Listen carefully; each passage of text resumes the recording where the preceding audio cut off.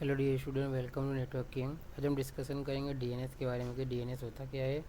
उसका पूरा full information हम कवर करेंगे। डीएनएस होता क्या है, डीएनएस क्या है और डीएनएस का यूज़ किस लिए किया जाता है। ओके, देखिए डेली लाइफ बेसिस में आप every day, every morning, every evening आप ऑलरेडी सर्च करते हो डीएनएस पे। आपको खुद पता है कि डीएनएस होता क्या है। आपको ऐसा लग रहा हो मैं ऐसा क्यों बोल रहा हूँ, क्योंकि आपको पता है कि डीएनएस क्या है। अगर आपको पता तो आपको वीडियो देखने की ज़रूरत ही नहीं पड़ती कि डीएनएस होता क्या है। ठीक है, चलिए वीडियो में लास्ट तक बने रहिए। हम स्टार्ट करते हैं कि डीएनएस क्या होता है। जैसे कि मैंने अभी बोला कि आप डेली डीएनएस यूज़ करते हो एवरी डे। अपने इंडिया में जितनी जनसंख्या है वो सारे जितने सब डीएनएस यूज़ करते हैं। कोई आईपी एड्रेस नहीं यूज़ करेगा। जैसे हो गया यूट्यूब, हो गया गूगल, हो गया फेसबुक, हो गया अदर ईटीसी, अदर वेबसाइट हो गए। अब उनको सर्च करोगे क्या, ये जो आईपी है वो आईपी डाल के आप सर्च करोगे, जो उनका वेब सर्वर में आईपी डाल के आप सर्च करोगे, ये तो पॉसिबल है नहीं। जब आईपी है तो डीएनएस का यूज़ क्यों किया गया, जो कि हमारा डोमेन नेम सर्वर है। ठीक है, जब आईपी यहाँ ऑलरेडी अवेलेबल है तो डीएनएस का यूज़ क्यों किया गया। अब आईपी डाल के भी तो सर्च कर सकते हो कि मुझे गूगल पे लेके चलो, मुझे यूट्यूब पे जाना है, व्हाट्सअप पे जाना है, ईटीसी अदर्स जो वेबसाइट है। तो आपने आईपी डाल के तो कभी किया नहीं होगा, है ना। आईपी नंबर के, क्योंकि ह्यूमन बॉडी का ऐसा डिसएडवांटेज है वो कभी नंबर नहीं याद कर सकता है। और नंबर याद भी करेगा फिर बाद में भूल जाएगा।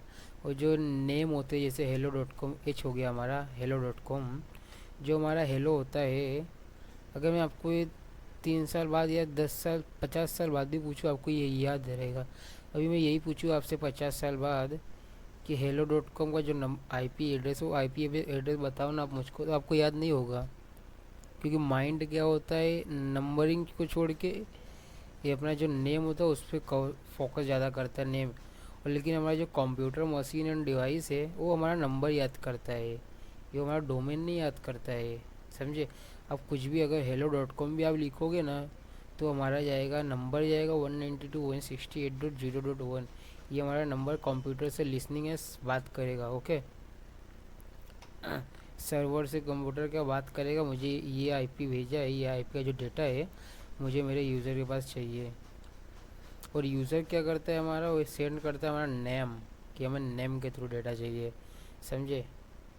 और रीज़न यही है कि आईपी भी यूज़ होता है एंड डोमेन नेम भी यूज़ होता है।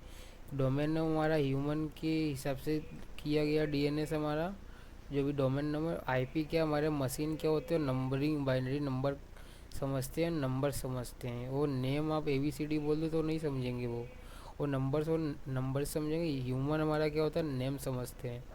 समझे। वैसे हम एग्जांपल ले लेते हैं। अभी जैसे मैंने 192.168.0 डॉट जाके मैं गूगल की वेबसाइट पर डाल देता हूँ। ठीक है, और जो मेरा पर्सनल सर्वर होगा, वेबसाइट, वो डायरेक्ट मेरा आपके जो मेरा स्क्रीन होगा उसके सामने क्या होगा, ऐसे छोटे से बॉक्स में हमारे हैं, वो शो हो जाएगा h.com। ठीक है, अगर मैं यहीं पे जो 192 है, 192.168.0.1 है, अगर मैं 0.1 हटा के 2 कर दूँ यहीं पे, तो अगर मैं 2 डालूंगा तो इसमें आएगा not unreachable and not connected, ऐसा एरर आएगा इसके अंदर। क्योंकि जो हमारा सर्वर है वहाँ पे तो सेव ही नहीं, बताया ही नहीं गया है कि ये आईपी किसके रिजर्व किया गया है।